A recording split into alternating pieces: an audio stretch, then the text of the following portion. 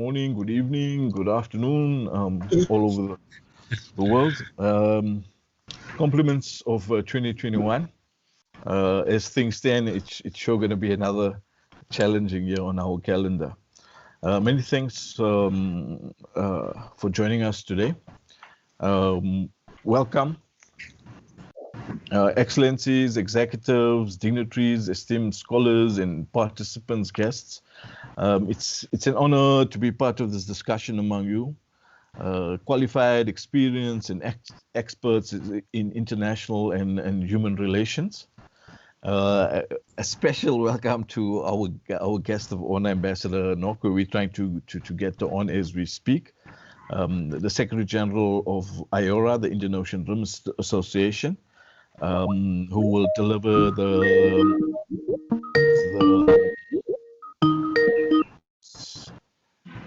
the keynote address. We also glad that High Commissioner Amera Sekara of Sri Lanka to South Africa has joined us to speak on the SAARC region, on trade, investment, tourism, and so forth. While it's also special to have Consul General Mr. Ashok Babu of India in Cape Town, who will deliver remarks on India's neighborhood first policy. His Excellency Mr. Wang Van Loy, Ambassador of Vietnam to South Africa, will speak on ASEAN as the current chair of the Association of East Asian Nations and the successful regional integration. This will be followed by our main event, which is the launch of a book authored by Dr. Shrimal Fernando, Politics, Economics, and Connectivity in Search of the South Asian Union. Ms. Mala Mosman, all the way from New York, thank you for joining us at this hour. Mala Mosman is the founder and artistic director of the Peace Caribbean Project. She will moderate the launch of the book together with Dr. Pankaj Jha, Associate Professor and Associate Dean of Research at Jindal School of International Affairs at the Jindal University in India. He will also do a short book review. Warm welcome to you, Dr. Philani Mthembu, Executive Director at the Institute for Global Dialogue. It's always good to have you participate. He will bring us, Dr. Mthembu will bring us to speed on the relation in the African-Asian neighborhood.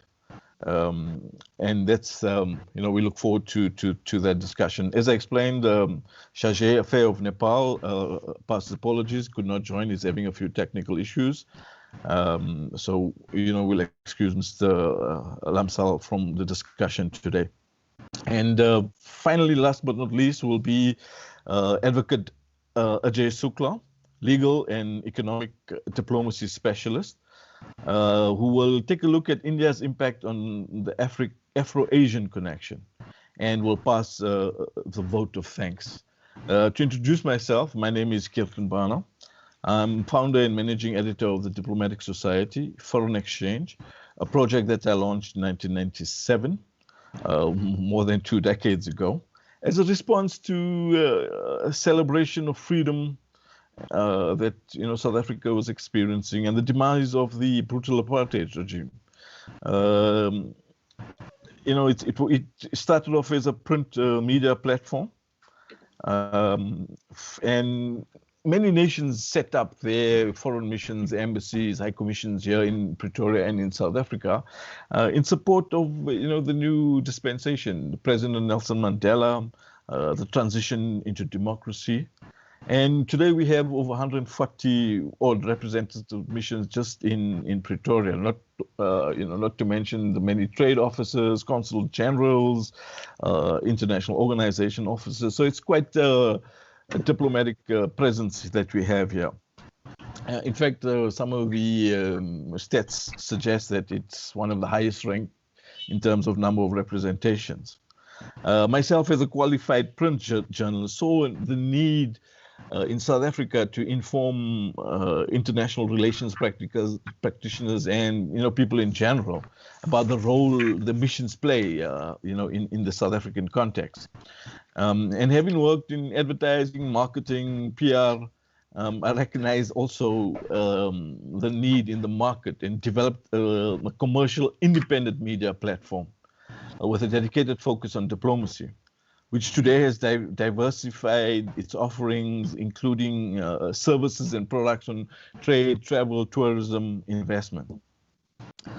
In my years, interacting with the many international issues and concerns that have come up, I have noticed a significant shift in international relations, and in the last 2 decades, since the turn of the millennium, we've seen also a shift that has spurred innovation in foreign policy. And the discussion today online, has changed the face of face-to-face, people-to-people diplomacy. If one thinks about the millennium and how it began, 2001, September 11th, everybody remembers in the indelible memories of the attacks in the USA. A devastating act which sounded alarm bells for a drastic change in geopolitical and social interaction. This was followed up a few years later, 2008, with a financial crisis which exposed a stark imbalance in the needs of humanity and the supply and demand chains. Now, today, as we sit here speaking to each other, we are confronted by the COVID-19 global viral pandemic, having not yet completely resolved the issues of finance and social inequality. Are these events nudging humanity to behave more responsibly, to feel more connected with the nature of the environment and circumstance? Will it bring about greater solidarity and connectedness, multilateral and regional cooperation among nations? I hope this discussion will attempt to bring about some clarity, or perhaps even raise new questions on international relations and innovation. With these few words, I want to bring this meeting to an open. We are still sorting out Menokwe's technical situation, and as soon as we have that going, we will bring her on. In the meanwhile, High Commissioner Amara Sekara of Sri Lanka, if you wouldn't mind to step in there, just to give you a bit of background on the High Commissioner. We are attaching the full profiles and bios on the documents attached here on this webinar. So just briefly to say, High Commissioner Amara Sekara, from the Democratic Republic of Sri Lanka. Yes, Ayubowan to you.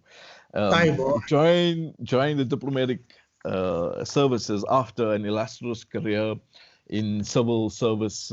He served as a cabinet secretary in the Sri Lankan government, and brings with him a wealth of expertise and experience in both the civil service and private sector.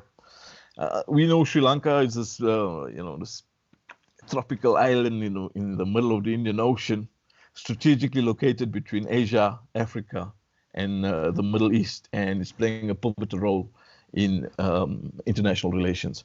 High Commissioner, I hand over to you and look forward to your brief remarks. Thank you, sir. Okay, thank you. Thank you very much for giving me the opportunity.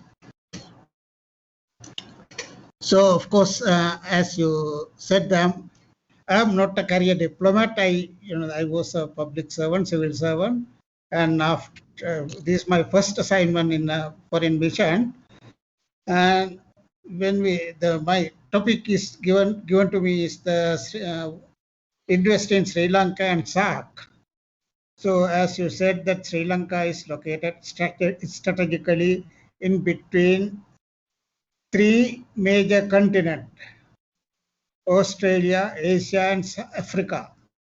And also it is the gateway for the SAARC region, then the Far East, Africa, Middle East, as well as for the Europe. So Sri Lanka is good strategic location, located, and it's a good logistic hub. When you look at the maritime transport, it's a well-located maritime hub. So investing in Sri Lanka is quite, is quite good for the SAARC region as well as for Sri Lanka, because SAARC region, SAARC also, consists of three major population giants: India, Bangladesh, and Pakistan. Those three are large countries. Of course, Sri Lanka and other countries are small ones, but it is a gateway for the large market, especially in the South Asian region.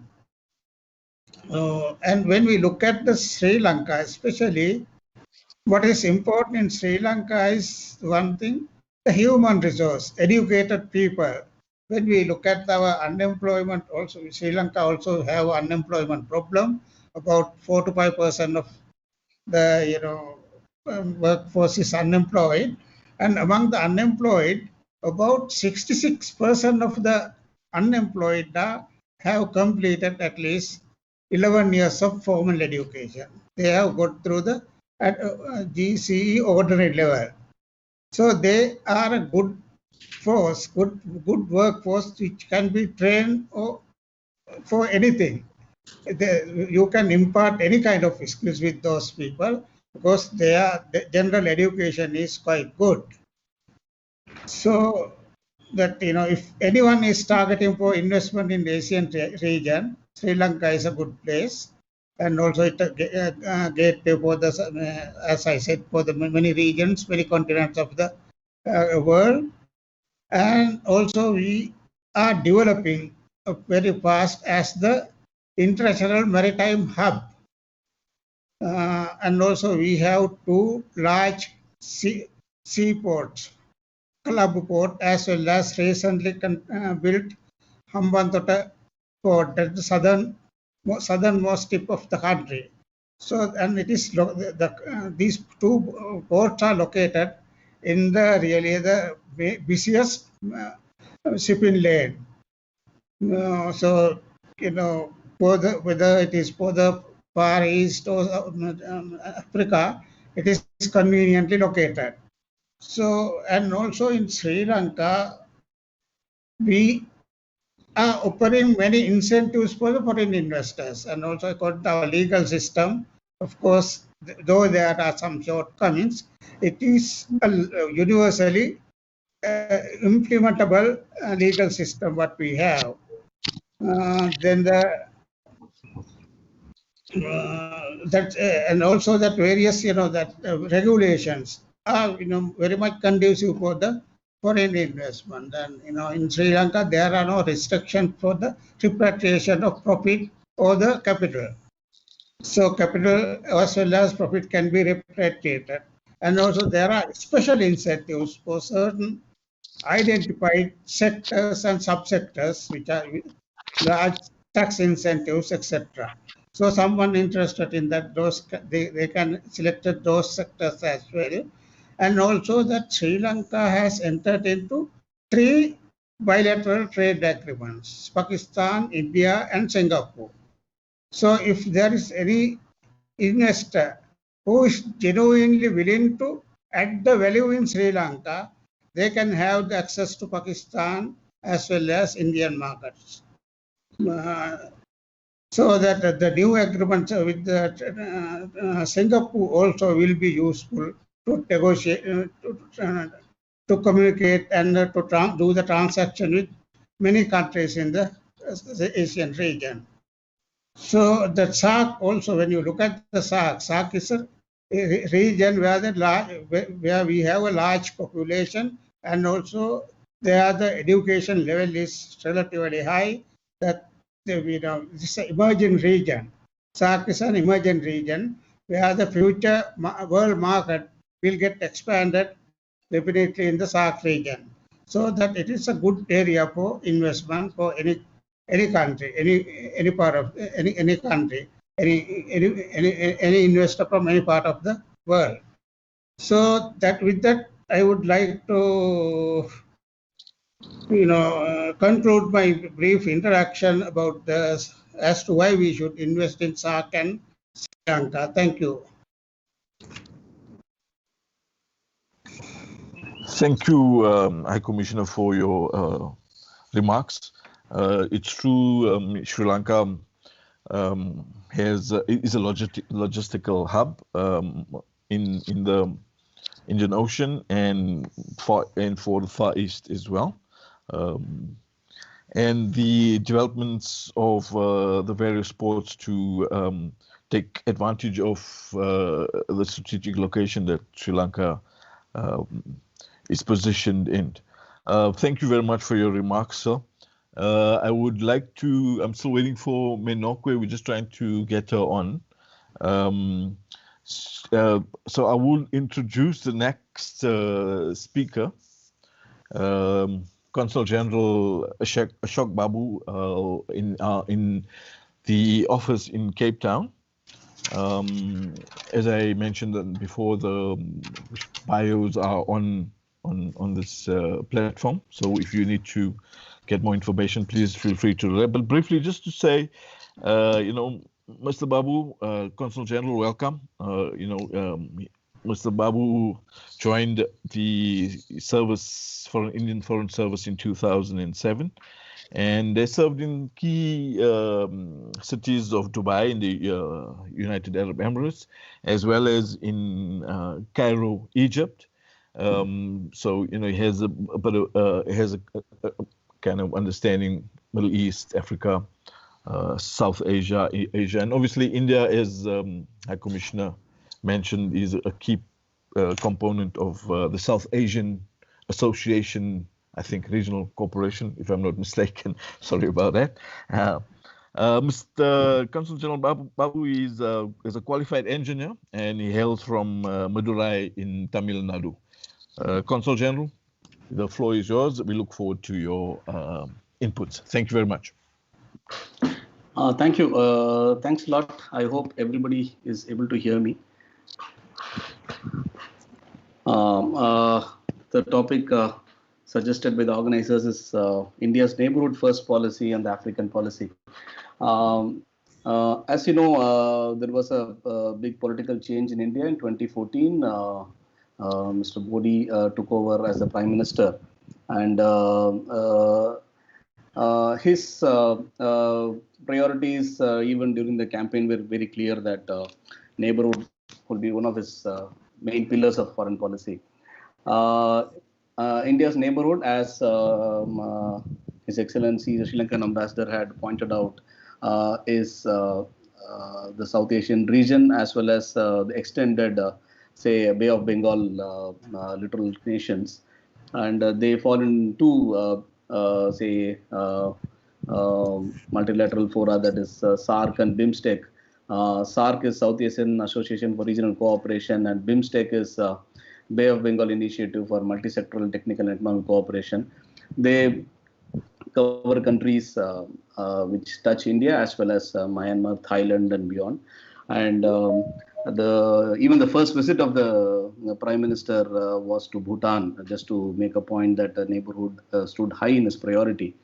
And with regard to SAARC and BIMSTEC, the areas of cooperation was pretty wide, from infrastructure, connectivity, trade and investment, security, energy, environment, science and tech, and many more. And with regard to SAARC, the commitment to SAARC right from its inception in 1985 has been really deep.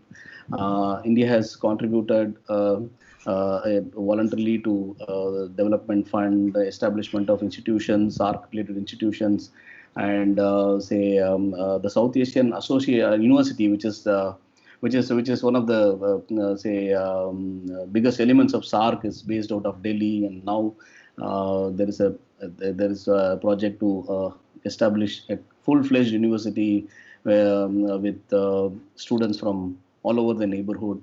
We have a national knowledge network which connects all the education institutions with focus on research and development, and they have been extended to Sri Lanka, Bangladesh, and Bhutan, and and just in pipeline Maldives, Nepal, and Afghanistan.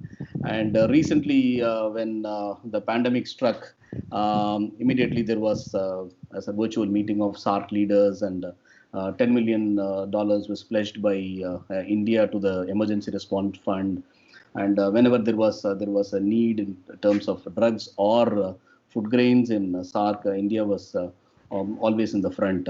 And BIMSTEC, in addition to South Asian countries, it extended towards Myanmar, Thailand, where it is a fairly it's like 20 years old. It was formed in 1997, and it is also a growing association. And BIMSTEC leaders were all invited for the inauguration ceremony of the new government in 2019. That was to signal the importance attached to the countries by India. And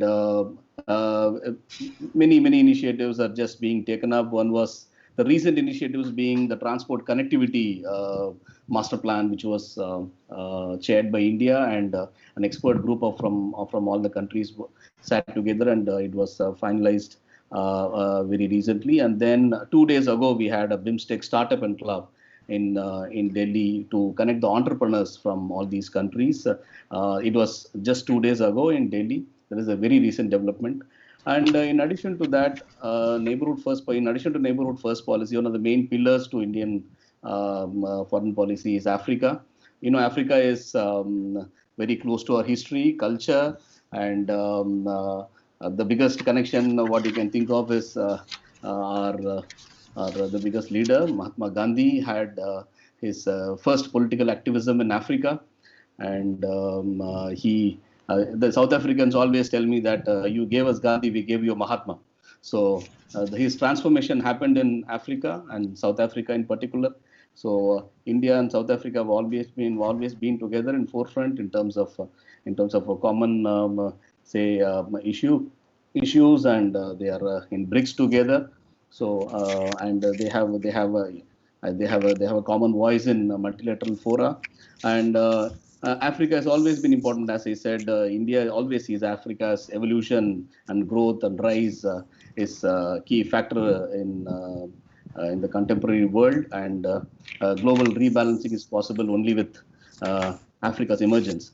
So when the Prime Minister took over, his team was they made it very clear right early that they'll be guided by 4 broad principles towards Africa. That would be being a partner in development administration, trade and investment, strong people-to-people ties, and defense and maritime security. In terms of development and partnership, there have been a lot of projects where India has been involved in African countries. Even currently, there are projects with an outlay of $11.6 billion, which is in progress in 29 countries in Africa. And this covers many sectors, from infrastructure to information technology, power generation, distribution of water, irrigation, railways to roads. So this brings out, because India being a country with a big population and a big territory, all best practices what India has evolved is also shared with African countries. And we have a big telemedicine and tele-education projects which are currently on with 16 African countries. With regards to trade, India is the 3rd largest export destination for Africa, and Indian investments amounts $54 billion till recently. There has been big investments recently in oil and gas amounting to $7 billion, mostly in Mozambique and South Sudan. So this is a story which is like evolving, and it is growing together. And people-to-people ties, there's a big Indian origin population in almost all the African countries, and South Africa is one of the biggest, and it crosses more than 1 million. Then you can find African students in almost all the major universities in India doing courses ranging from engineering to medicine to arts to architecture. You can find them everywhere. And Indian school teachers have been a source of big soft power to India in Africa. You can find school teachers operating working in many countries, school teachers as well as college, professors and academics in many countries in Africa. And recently, the recent evolution in addition to all this has been cooperation in defense and maritime security. India has been a partner in setting up staff and command colleges in many African countries. There has been a lot of training happening both the ways, and because we all had common traditions in terms of in command structures, training protocols, and strategic doctrine. So there is a lot of compatibility on both the sides. And in terms of UN peacekeeping, again, India is one of the biggest contributors of troops to Indian peacekeeping operations, and many of them have contributed significantly in the trouble zones in Africa. And this story is only going to grow, and the commitment of India to Africa will continue and only keep better and bigger. Thank you. Yeah, India is once again. Can you hear me? Yeah. Okay, great. Thank you very much for your inputs. India is obviously a big, has a big influence all over the world. I know recently you commemorate the Pravasi Bharatiya Divas, which highlights the work of Indians in the diaspora, and obviously celebrates Mahatma Gandhi's return to India. And we, as South Africans and Indians, have an unbreakable connection because of this. And it's a real fascinating relation between India and South Africa. And I'm being of Indian origin myself, I'm always grateful for the relationship we have with India. Great that you mentioned also the links to the African continent, in line with the free trade agreements and so forth that have been launched and are starting to be implemented. And, we look forward to working with India in this regard. Thank you very much. I just want to mention quickly, we've got Her Excellency Nomvuyo Nokwe, Secretary General of IORA, with us. She is on. And just to also say, look, we are sharing this feed live on our YouTube page, Facebook, Twitter, and so forth. So, please, if you want to participate, you're most welcome to do so. To hand you over to the Secretary General of IORA, Her Excellency Nomvuyo Nokwe. What can I say? There's much to be said about Secretary General. She is, to start off with, she did the forward for Dr. Shrimal Fernando's book. IORA, the Indian Ocean Rim Association, was an idea started by Nelson Mandela, our former president and freedom icon. And she also comes from an illustrious freedom background. Her father, Duma Nokwe, was a scientist and mathematician. And, he was an icon of the liberation struggle. We just sometimes feel in South Africa, these people were hounded and arrested, and instead of using their talent and ability to develop the country. And sometimes we feel this absence of the value that they could have shared in our country. So Ambassador Nokwe, who also served as our ambassador to Mauritius, she's a medical doctor. She qualified in Germany, and speaks several languages, including German. Manokwe, if you can hear me. Excellency.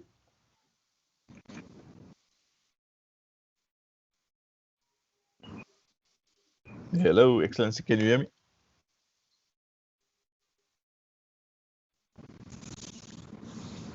Can you hear me? Yes, madam. Okay. Welcome. So thankful that you could join us. Yeah, I must apologize. Extremely challenging using these new methodologies. In fact, our IT specialist from India, by the way, was going to stay on, but I said, no, I'm going home. I'm going to set up and I should be fine. But here I am struggling between two computers. But here I am. And for me, I think it's a great honor. I don't know now who do I have to recognize now that I've joined late, but I think was it the Consul General who spoke earlier? Hello.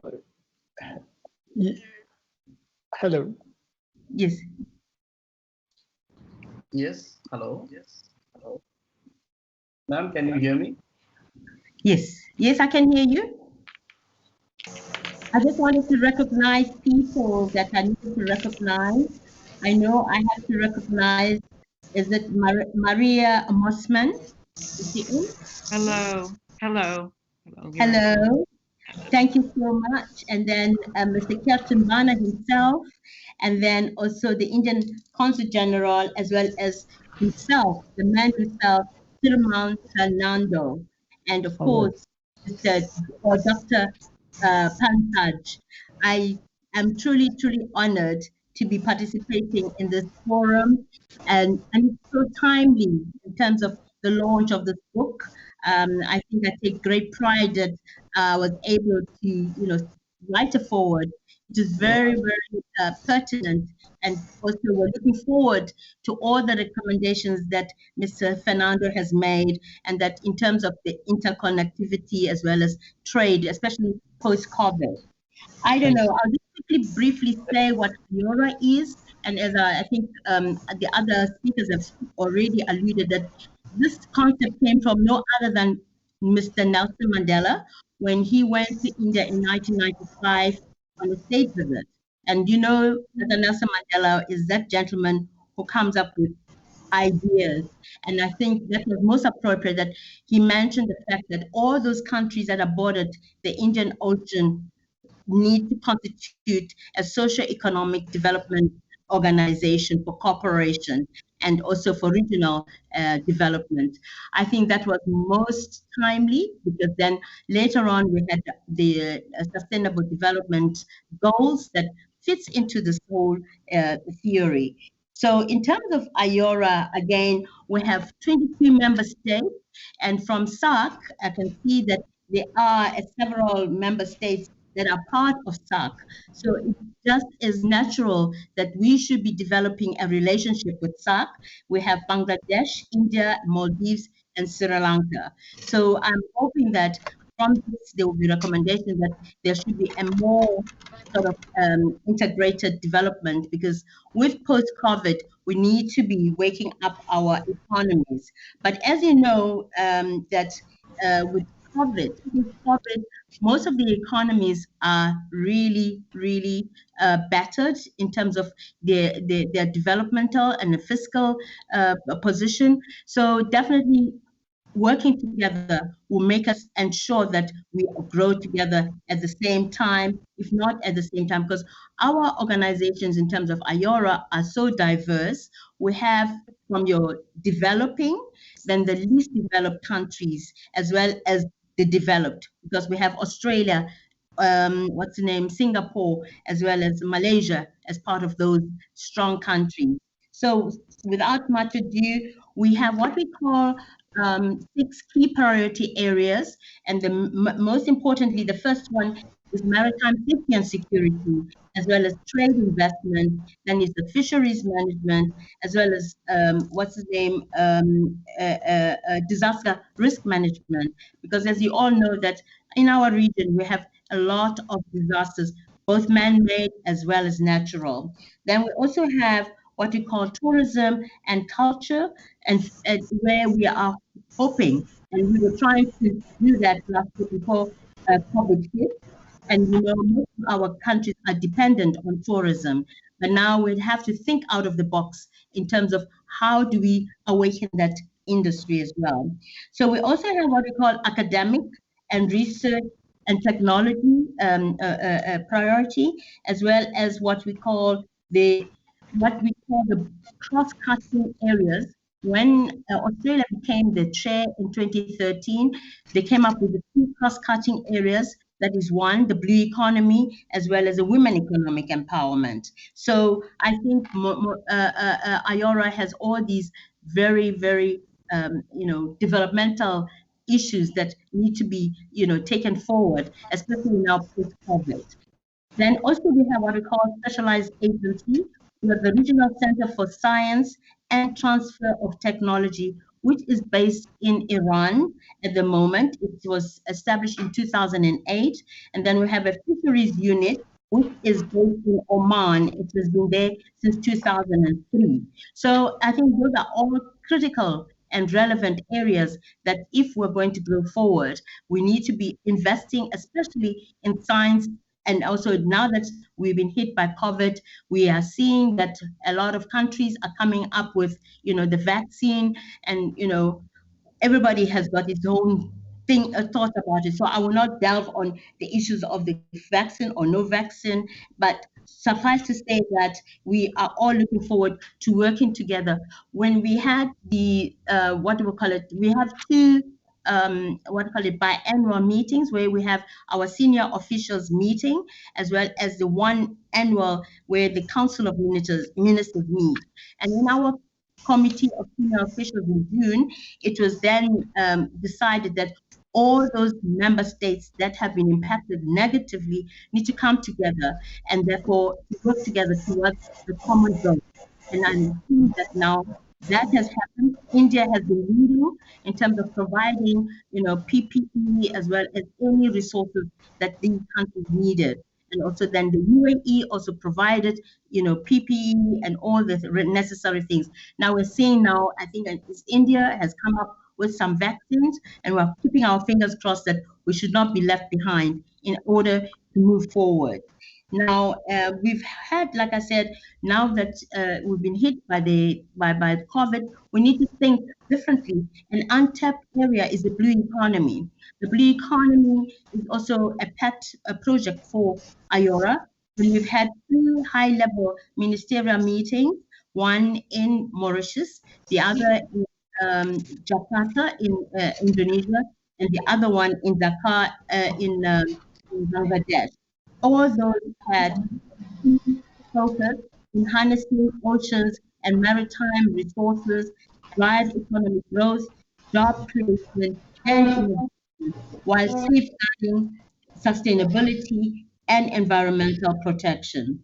Now, without much ado, in terms of environmental initiatives, I can just share with members that IORA has built around the Indian Ocean, literally, and then the blue economy, as I said, binds us all.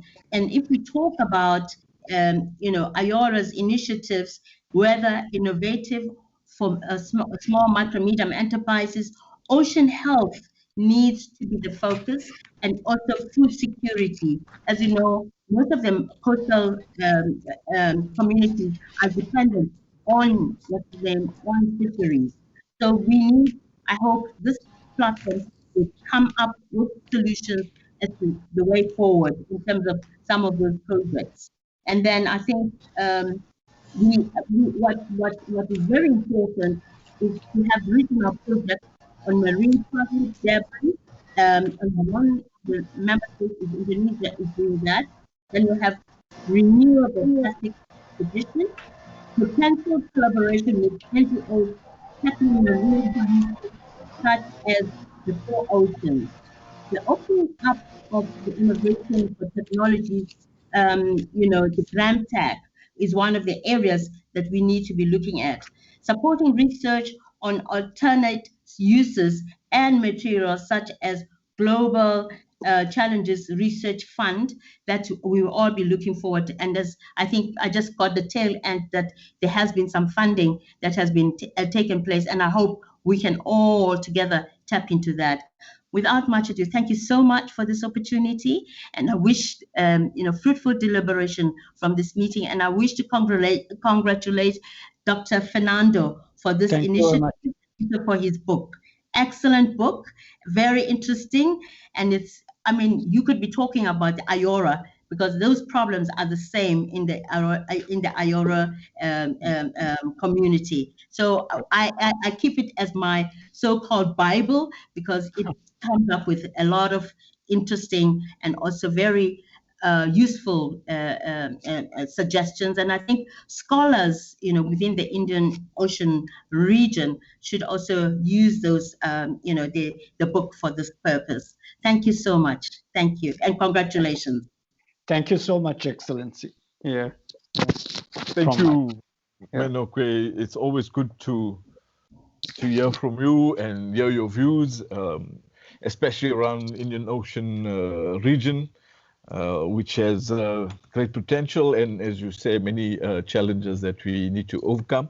But sometimes I look at challenges as a way to create new opportunities.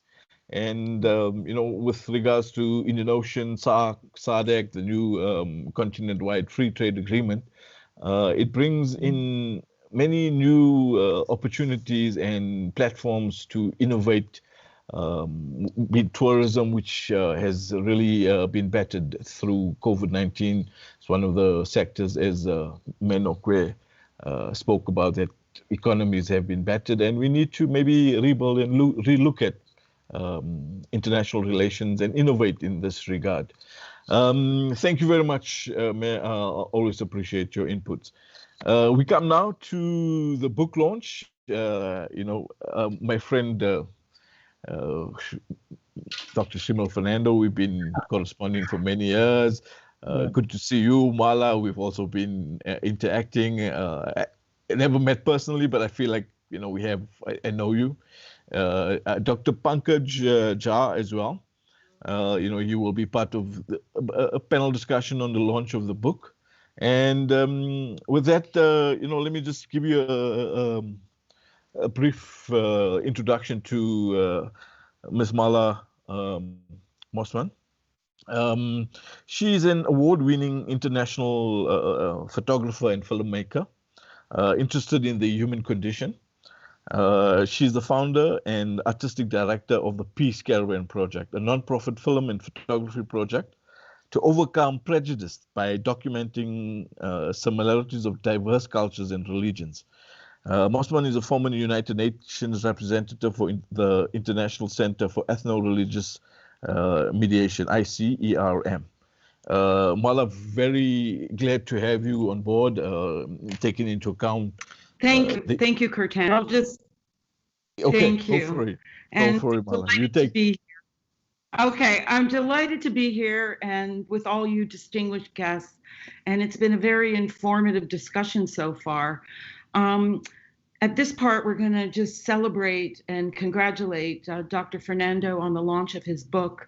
And I've known Dr. Fernando for many years, and I'm just continuing to be impressed by his love for his country, his intimate knowledge of the South Asian region. It's really his passion for peace. He's taught me a lot during our discussions. Dr. Shrimal Fernando, he's the recipient of the prestigious O.P. Jindal Doctorate Fellowship and the scholarship under SARRC umbrella. He's also the advisor and global editor of the Diplomatic Society in South Africa, and he's received many accolades, including Best Journalist of the Year in South Africa, in media in 2016, and the Indian Council of World Affairs.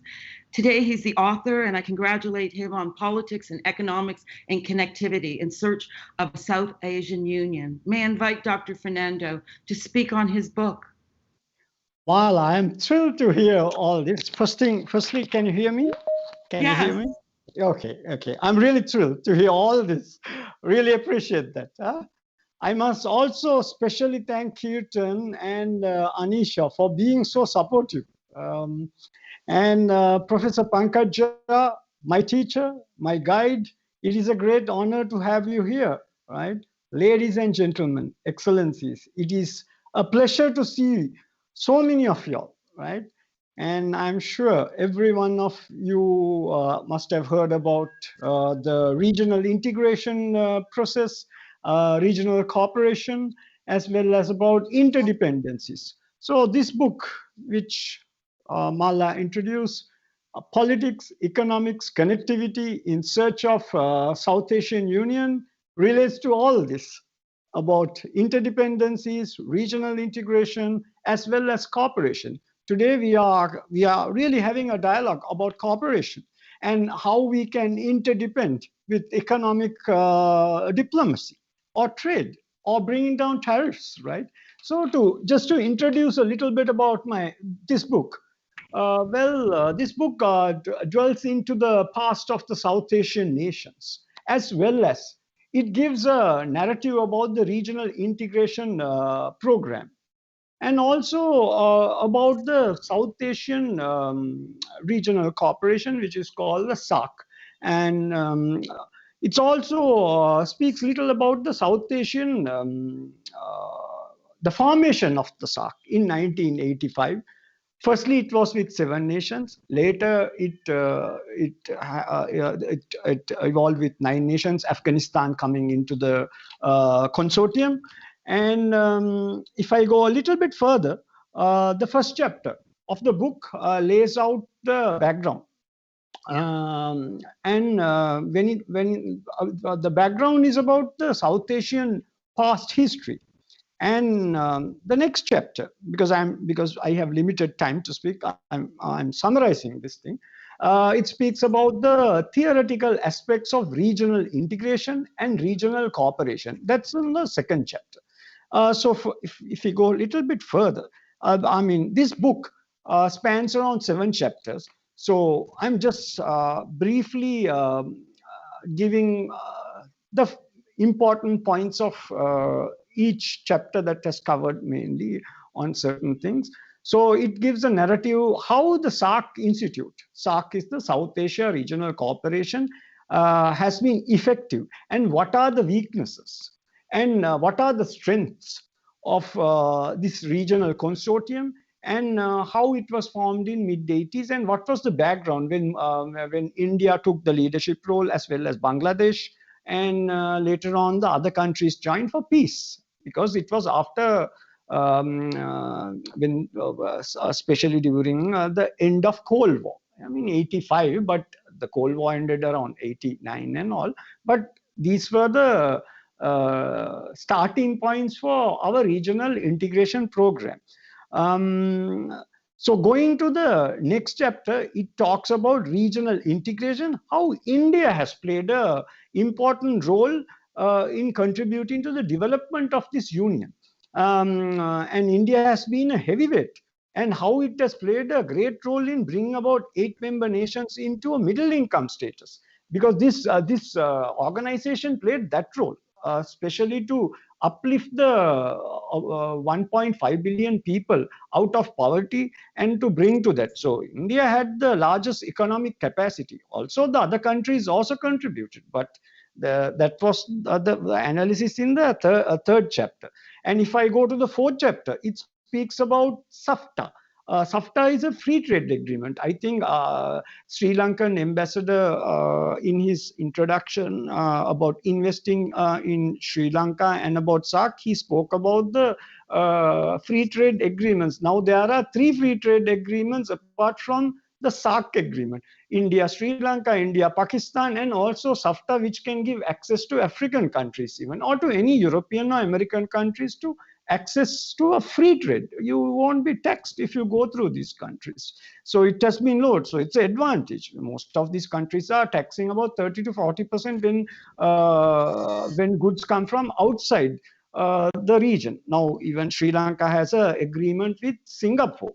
So the ASEAN also can invest. So somebody can come from Vietnam, Singapore, and invest also. The 5th chapter is on regional connectivity. So if I go further, the 6th chapter analyzes all these facts and brings out how it has progressed, how this regional consortium has progressed, and what were the challenges, and what is the scope for us in the future. The scope is we can have even agreement. So we mean SARC. It's like European Union or ASEAN. We can have an agreement with SADC, South African Development Corporation, to have lowered tariffs so that goods can come. That bringing goods, commercial connectivity means bringing people together, bringing the 2 continents together, the 2 regional arms together. So the 7th chapter, of course, it's about conclusions and recommendations. The SARC must reach to a supranational institution stage. At this point, it is at the stage of economic union, And but SAFTA has made some progress with interregional trade moving in. So that is the basic of this book, and I'm grateful to Secretary General of Indian Ocean Rim States for writing the foreword, as well as to Advocate Ajay Shukla, since they have gone, and to Mala and to Kirtan for their supportive role. And it's really encouraging. And I'm happy that from 3 regional blocks like ASEAN, Vietnam has come in, and India has come in, and African countries are here, especially from Southern Africa, like South Africa, and America. We are having a role from United States. So, I mean, we are seeing a diplomatic revolution coming. This book is only a supportive role. My job is to provide that service to practitioners and everything. I think this will help in that regard, and any inputs, it's up to people to come, and that's an academic point that I do, and I'm very grateful for Dr. Pankaj for guiding me. And he was the key initiator who told me to write this book, write a book after your PhD, and that's where, and that's how I started doing this. Thank you very much for everything. Thank you, Yes. Shrim, Dr. Fernando. It was so informative what you said, and really we have a future to look forward to of new partnerships, and actually really how development can enhance people's lives. Cultural innovation in the time of connectivity is very important to me. And so now we'll speak to Professor Panjak Jha. He's from the Jindal School of International Affairs and in Jindal University. He's also the director of the Center for Security Studies. And he was the previous director of research in the Indian Council of World Affairs and was the deputy director of National Security Council. Professor Jha has also authored 3 books on India and China and Southeast Asia. And his latest book is on India, Vietnam, and the Indo-Pacific Expanding Horizons. May I invite Professor Jha to tell us more about this South Asian Union book? Thank you, Ms. Marla. It's nice to be among the people who are erudite, who have ideas, and who reflect on what could be really done. When Shrimal came to me as a student and somebody told him this 3 very common phrase that SAARC is dead, I really told him that this is your starting point. Those people who don't have any ideas will criticize you, but let's start on a scratch and let's see what exactly is coming on board. There are neighbors, which are physical neighbors. There are digital neighbors. When you talk about digital neighbors, every country in the world is your neighbor, technically. So I said, let's start and let's see where we really converge, where we look into it. And after his PhD, he worked very hard for it. And I was the so-called, what is called devil's advocate. I was always, hovering over his PhD. I said, I don't like it. It's horrible. Just go back and try to do it. So, so at times he used to get dreams like a PhD supervisor is like a dragon spewing fire from the mouth and really burning all everything together. But in the end, what I found that the work that he has done with regard to interviewing people from Sri Lanka, from Maldives, from Bangladesh, gave a good input that what exactly are the policymakers thinking, what exactly is really coming on board. Now, from this scratch, I wanted to, start with 2 of the chapters of the book are extremely well. The chapter number 2 and chapter number 4, not to undermine other chapters per se as such, but when you look into this South Asia, economic union, or you talk about SAARC, fund, contingency fund, where you can really help in terms of emergency connectivity itself. The interesting part is, and when IORA Secretary General also talked about it, that we are now in a phase where there are fill in the blanks. Why I am talking about the fill in the blanks? Because the connectivity across India, you talk about the Sagarmala project, you talk about the interlinking highways, it already prepares the cradle for these neighboring countries to come together and create that regional value chain. We in the South Asia were not able to produce one complete product which can be contributed from different countries, Sri Lanka, Bangladesh, Nepal coming together and creating one project or a product per se as such. Now this kind of initiative the time is right, and the outlook is also very good in this regard as such. When we connect IORA, when we talk about South Asia, I propose one thing. Why don't we create a new network of ports across Africa, going to South Asia and then going to the Southeast Asia, because then it will cut freight costs and also engage communities, coastal communities together. And that is where the blue economy can really work and synergize efforts from IORA, SAARC, and even ASEAN per se as such, because we find the membership is converging, we find the peoples are converging, and we find the connectivity, the community, which Marla also is one of the proponents who talks about it through photographs and her work. It is how people connect, how they really synergize their effort, how they identify this thing. When we talk about the Afro-Asian Conference way back in 1950s and on, we all were one community. That community feeling needs to be reinvented. When we talk about Mahatma Gandhi, we talk about all those things. Where has that Afro-Asian identity? Where has the Afro-Asian unanimity with regard to certain issues is gone? Maybe it is a time that we can really work it.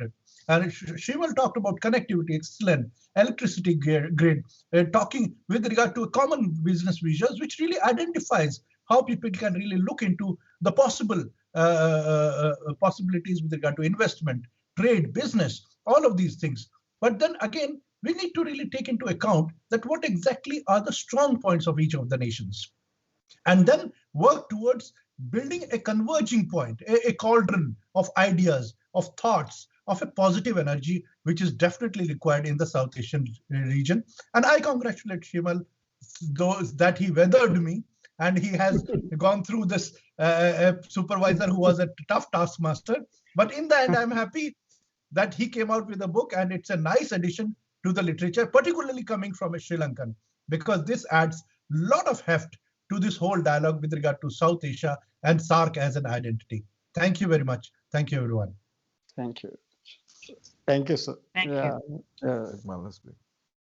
Okay, that's very interesting. I want to pose some questions, but we don't have a lot of time, so maybe we can have another discussion about the connectivity. I'm concerned about globalization and big, large international multi-level corporations that could, the small stakeholder that really carries the cultural identity could be, snuffed out. So maybe we can talk about that at some later point. Turn it over, Tan, for the rest of the program. Yeah, thanks a lot. Thanks a lot, Mala. Yeah, thank you for everything. Kirtan. Yes, thank you, Professor Mala, and Shrimal for the book.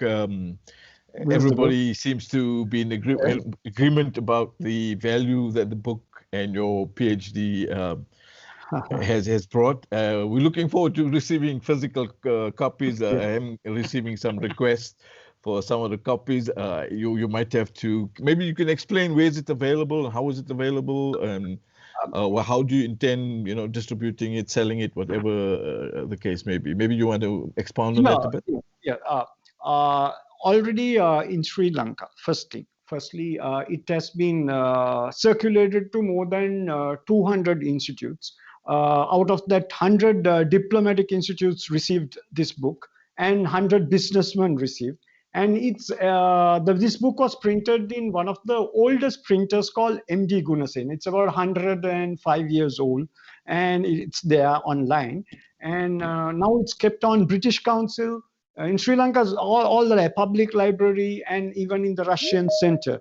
The Sri Lankan airport will be open on January 21st or 22nd. Then Sri Lanka Postal Service starts operating after a couple of weeks to deliver international parcels to other countries. At this point, a few parcels are going out of the country due to the COVID restrictions, but they are opening for all these operations will begin, let's say, by first week of February or something. Then I will be posting to the respective countries my contacts and everything. That's how I'll plan. I'll also send it to you so that we can have something in South Africa also. Yeah. And to Secretary General of IRA. Yeah, also, I mean, I should say. At this point, it's only online. I could send because due to you, please do understand. My apologies for that. Due to that, I couldn't post it. Right. Yeah. Thank you. Thank you very much, Rimal. Congratulations once again, and also to produce and print a book in this time of COVID with all kinds of restrictions and issues is really commendable. And I wish you great success on your book. With that, I want to hand over to Dr. Pilani Mtembu. Dr. Mtembu, you have listened to all the discussions, and Africa is always the flavor of discussion for all sense and purposes. And your expertise and knowledge, going back to the Bandung conference, when the first Afro-Asian conference was held, to what's going on now in our neighborhood, the African Asian neighborhood. Please, Dr. Mtembu, if I was going to read out a brief bio of his illustrious academic career. He's been he's executive director of the Institute for Global Dialogue in South Africa, which is a think tank based here in Tshwane, Pretoria. And he pursued a doctoral program and is a graduate at the Graduate School of Global Politics in Freie Universität Berlin. I hope I said it right, in Germany. He was at the School of International Studies at Renmin at University in Beijing, China. And his focus of his dissertation was the rise of emerging powers as a source of development and cooperation in Africa. He has some serious awards under his belt, including the Magna Cum Laude for development cooperation, which he received. He co-founded the Berlin Forum on Global Politics, a non-profit organization dedicated to promotion of academic, expert, and public understanding of global politics. Dr. Mtembu has many accolades to his name. We are, as I said, putting up the bios on those platforms, so you can have a look at it. Dr. Mtembu, without any further ado, let's hear from you, sir. Thank you very much, Ketan, and thank you, colleagues. Much appreciated. I've enjoyed just listening in and sort of just appreciating, I think, the fact that a lot of these discussions between Africa and Asia have just gained, I think, more relevance, in contemporary times. I'm thinking, for instance, there's certain open questions out there. There's initiatives that were launched, obviously, some years ago, following up from the 1955 Bandung conference. And in more recent years, sort of open question marks on the relevance of, building Asia-Africa cooperation, particularly analyzing potential structures that I think need to be given more new life, such as the new Asia-Africa Strategic Partnership. I think these are some of the structures we need to be looking at. I think if there's anything that COVID-19 has sort of accentuated, has highlighted the vulnerabilities that are there in the absence of regional integration, particularly in the absence of the establishment and the support of regional value chains. I think what was very clear in Africa and also in parts of Asia is that moving ahead in order to build greater resilience in our respective regions, we need to be encouraging and to be supporting the establishment of these regional value chains. And they are going to have to be established, obviously, through supporting our various regional integration platforms. In Africa, we're talking about the African Continental Free Trade Area. We're talking about harmonizing rules of trading. We're talking about having rules of origin that work for African traders and African manufacturers. And I think this is something that's going to be quite important moving ahead, because in the absence of that, our regions will remain vulnerable to anything that is happening outside of our region. If we just look at Africa, we're talking about less than 20% of intra-Africa trade. And that is very minimal. And so I think if there's one thing that is sort of common, just also drawing in some of the lessons from the book, looking at South Asia and towards the South Asian Union, and then also looking at comparisons within Africa, it's quite clear that our respective regions understand that they have to grow intra-regional trade. And once our respective regions, I think, are able to grow that intra-regional trade, it will also propel them into greater efforts towards inter-regional trade. Because if one thing that is clear that's emerging from the pandemic is that we are no longer at sort of the height of globalization that we witnessed in years gone by. But what we are seeing is a trend towards greater regionalism. And I think this mustn't be seen as something that is anti-globalization, but I think it should be seen as filling the void that was there in the past. Because I think if there's one layer that was missing or one layer that was weak in sort of the globalization models and in the neoliberal models that we had been following prior, one layer that was missing is to have much stronger regional organizations, much stronger regional value chains that supplement those global value chains and that feed into those value chains.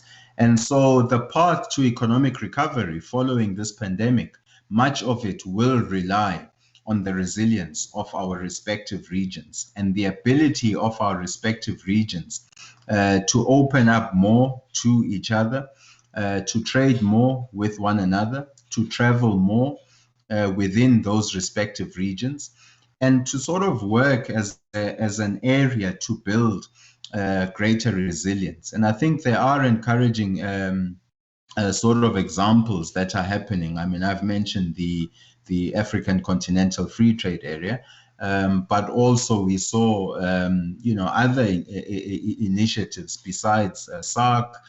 We're also seeing even beyond that towards East Asia, we're seeing your things like RCEP. So we're seeing a whole lot of activity that's happening. And all of that is about reinforcing the regional value chains, and it's about reinforcing the importance of regional integration. And I think if our respective regions are able to do that, given the demographics in our regions, we will be able to ensure that moving into the future, our regions become the global hubs when it comes to international cooperation.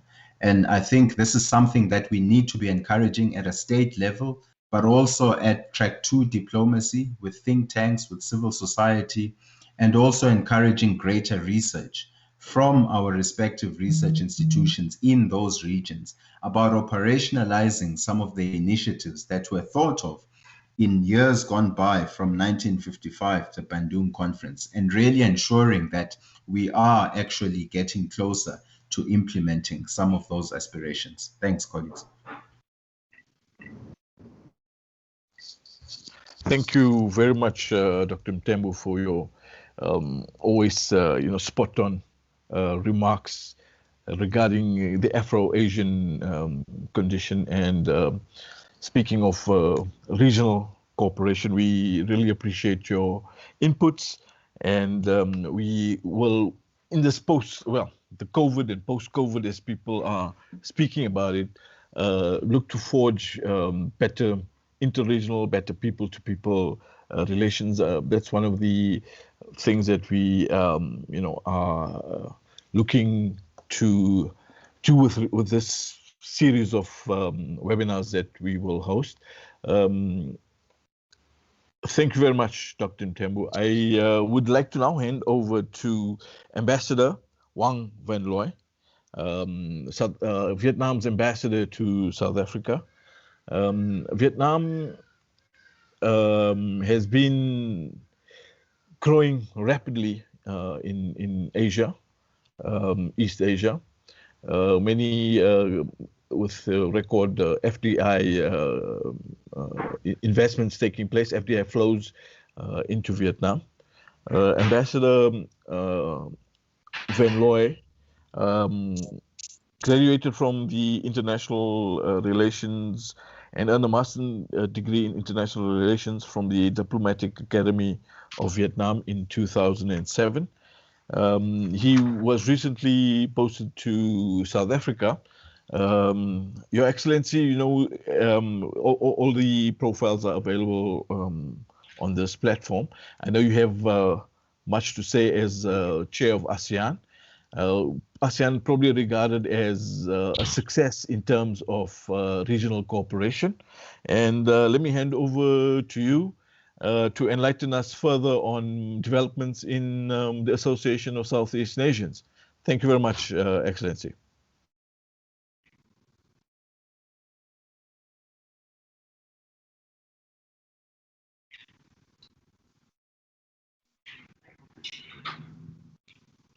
Excellency? Is it coming? Let him in.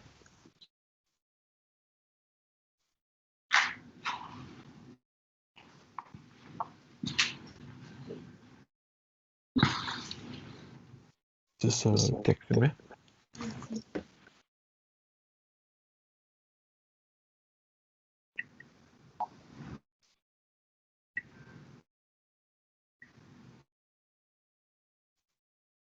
Put your mic on it. Sorry, we're just trying to get back to Ambassador Van Looy. I know he had a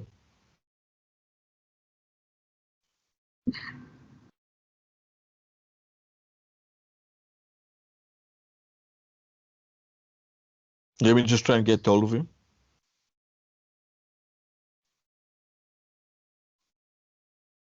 Like I said, it's these things are always fluid, and you know, situations, we just deal with them as they come on. But so far, I must say, great discussions. Here we go. We just readmitting Ambassador Van Looy. Excellency, can you hear us?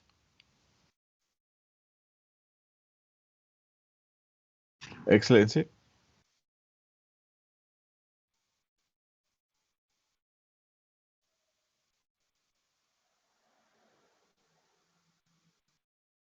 Sir.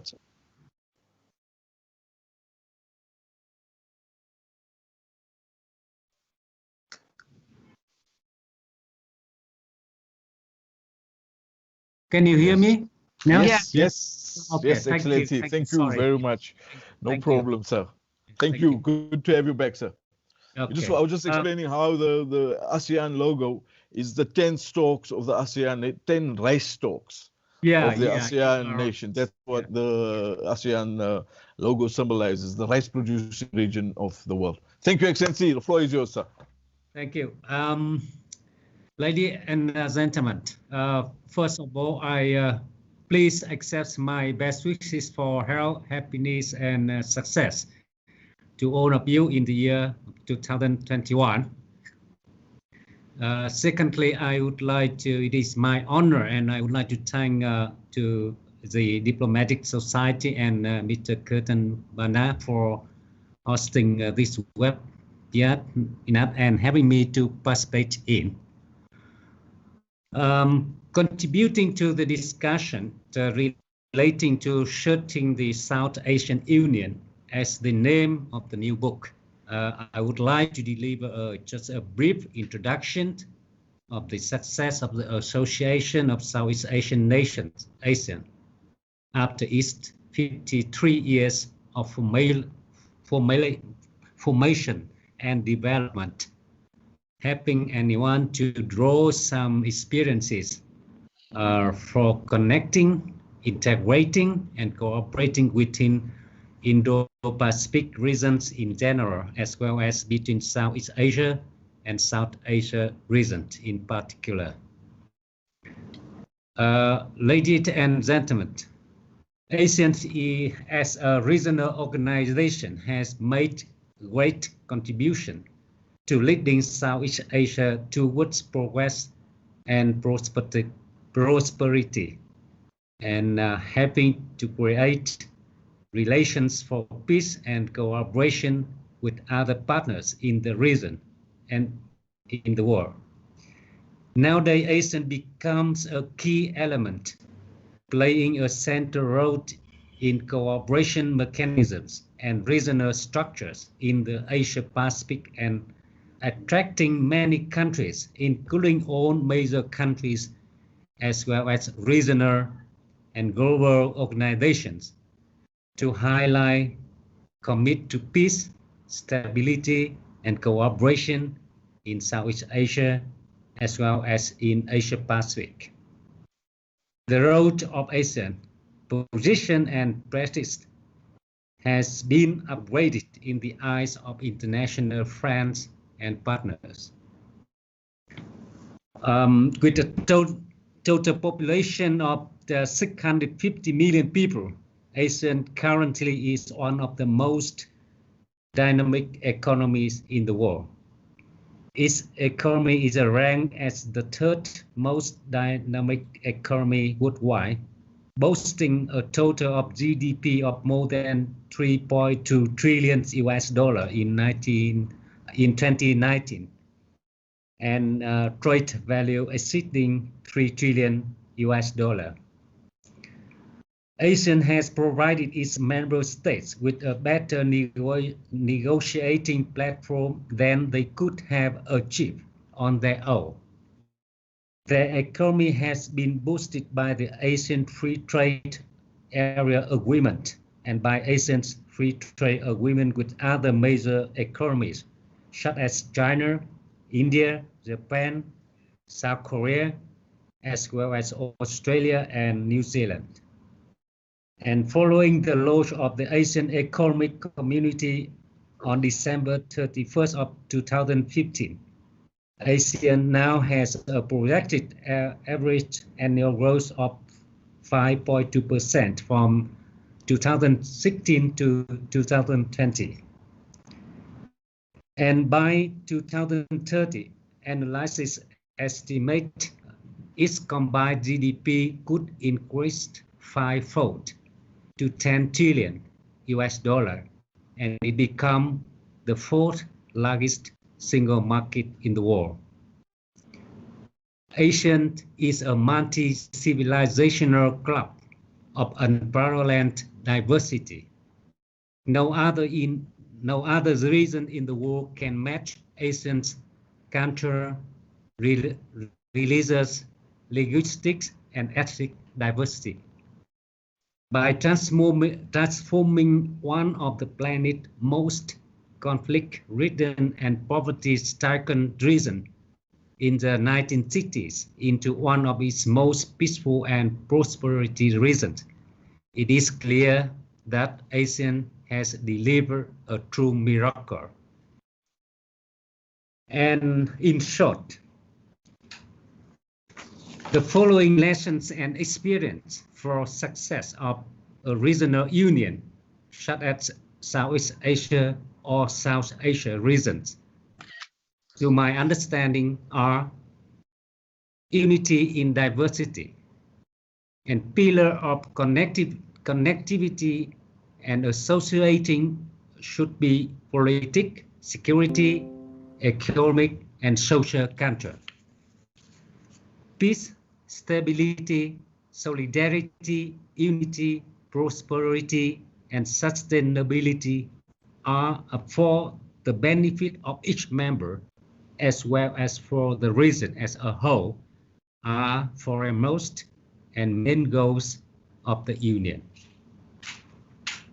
The Union must play the central role in any international forum or agenda relating to the region, especially on the issues of development and security.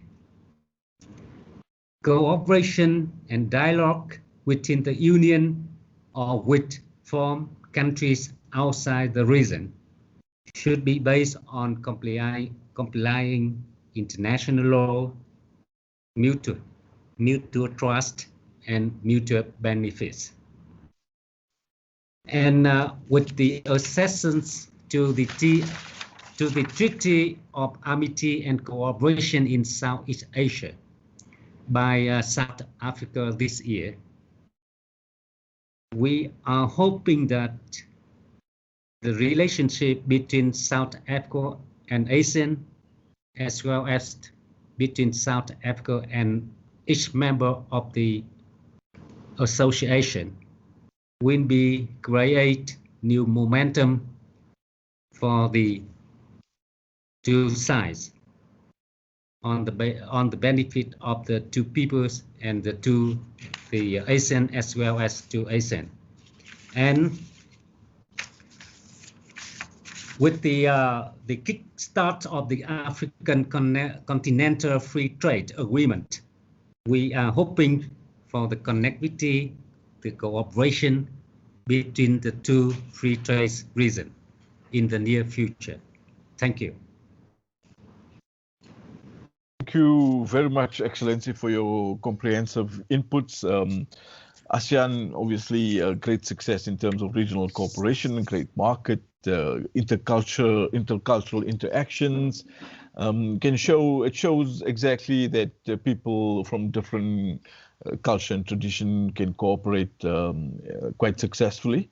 And we wish you all the best. And also with regards to Africa and the interconnectivity here and cooperation between our two regions, obviously looking at changing the trajectory of the current interactions and international relations that have been taking place. With that, I'd like to invite Mr. Advocate Ajay Sukla. Advocate Sukla also comes from a very illustrious family here in South Africa and has been involved in many works and projects, including charitable and community work. Many years of experience as a lawyer as he joined the legal profession way back in 1978. And when the new dispensation came into South Africa, he served as advisor to South Africa's Minister of Justice at the time, who was Minister Umar. He was a chief director as well as at the Trade and Industry Department in South Africa, and has led many study delegations on business regulation and facilitation. As I mentioned before, all this information are uploaded onto the site. Please have a look at it. Advocate Suklal has developed an expertise in legal and economic diplomacy, and he will be speaking about India, Afro-Asia, and will pass the vote of thanks. Advocate, floor is yours, sir. Thank you, Captain. Greetings to all and compliments of the season. Insofar as the discussions that ensued today, what's of paramount importance is the issue of shared history. It's a shared history that we in Africa, as well as SAARC and the countries within SAARC, as well as the countries within ASEAN, have a common destiny, and that is colonialism, exploitation, as well as oppression. So we have fraternal relations as Africa with both the SAARC region as well as the ASEAN region. The other shared history that we in South Africa share with India is our two icons, Mahatma Gandhi as well as Nelson Mandela. And that shared history served as a catalyst for liberation struggle in our respective countries. We have had a very informative and information today. But insofar as India is concerned, I think the important issue, and it will also extend to the SAARC region as well as the ASEAN region, is the issue of implementation. History teaches practitioners who work in government that if you don't have, you can have very good policies as well as policy documents, but if you don't implement, it doesn't bring any effect to people-to-people relations. So implementation is something that we need to look at carefully. We heard earlier that as of 1st January this year, Africa implemented the African Continental Free Trade Agreement. We also have fraternal relationships with India and Africa, and particularly South Africa, in very many multilateral fora, that is in the G20, in the BRICS, as well as in IPSA and in other multilateral fora as well. So it's important that when it comes to India, one needs a deeper and closer relationship with Africa. And it also, and I tend to veer off a little bit, rather than basically dwelling on G2G relations, one also has to, and I have good experience of this, is party-to-party relationships, which serve as a catalyst and impetus to developing policies going forward. So insofar as India is concerned, India was at the flag bearer during the anti-apartheid struggle from the 1940s. And in that regard, it was a flag bearer for ensuring the liberation of African countries since the 1940s. So hence it becomes important that the implementation phase of very many multilateral documents must give effect, and you must give effect through implementation. And it becomes important that the India-Africa or Afro-Asia studies and documents give the effect to this. Hence, Dr. Fernando's book serves as a catalyst for regional integration as well as regional cooperation, but also for Afro-Asian cooperation and integration as well. I now move to my vote of thanks, and we want to thank one and all speakers as well as all that joined this webinar. First of all, thanks to Dr. Fernando, and congratulations on his book. Thank you to Dr. Jha, as well as thank you to Dr. Mtembu. Thank you to my brother, the High Commissioner of Sri Lanka, my brother, the Ambassador of Vietnam, my brother who hails from the temple city of Madurai, the Consul General of India, as well as to Mala and all the other speakers that make inputs therefrom. And finally, thank you to Mr. and Mrs. Bana for giving us this webinar. It's quite important. Thank you, Ketan. Thank you, Ajay, for those brief remarks. Quite nicely sealing, succinctly bringing together the discussions that are being had. I would like to open the floor if there are any questions, if there's anyone else that wants to make an input for discussion, please feel free. It's open. The floor is open. We've got not much time left, another maybe 5-10 minutes. So if there's anyone that has any issues, anything you want to bring up further from the discussions, please feel free to join the floor. Thank you. Bố lại anh của phó DG của Hi, Excellency from Sri Lanka, Amara Sakera, do you want to say something, sir? Nên là mình cứ phải giữ quan hệ nhưng mà hơi dịu. Nhưng mà anh cũng đang giữ câu, thậm chí bố này quan hệ rất là rộng và cũng có rất nhiều thông tin, rất nhiều thông tin khá là chính xác, thông tin kiểu vỉa hè hoặc là kiểu All right. Maybe, just to kind of end off and thank everybody for the discussions. Thank you very much. It's really been an eye opener and great for us as a diplomatic society as we forge ahead in this new era of diplomacy, looking at innovating in terms of and as Shimul spoke about a revolution in diplomacy. We thank you all for joining us. And good night. Have a great 2021. All the best. And let's hope to get together or catch up later with other discussions as we look forward to the year. And make a positive contribution post-COVID. Thank you very much.